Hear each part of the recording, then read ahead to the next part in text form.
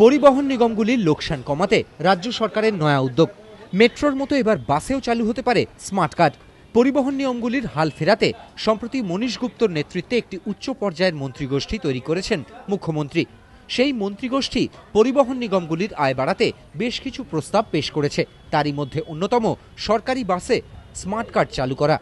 বাসে smart card চালু হলে একদিকে যেমন কন্ডাক্টর টিকিট কাটেননি বা যাত্রী টিকিট দেননি এইসব অভিযোগ আর থাকবে না, তেমনি খুচরো সমস্যা মিটবে বলেও আশাবাদী ওই মন্ত্রিগোষ্ঠী।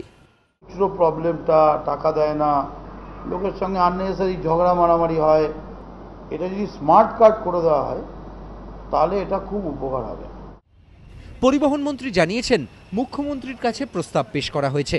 ঠিক কিরকম হবে বাসের স্মার্ট কার্ড, সেগুলি কিভাবে যাত্রীরা ব্যবহার করবেন, সেসব বিষয়গুলি এখনো চূড়ান্ত না হলেও মদন মিত্র আশাবাদী মুখ্যমন্ত্রীর চূড়ান্ত সম্মতি পেয়ে গেলে পুজোর সময় সরকারি বাসে স্মার্ট কার্ড চালু করে দেওয়া হবে।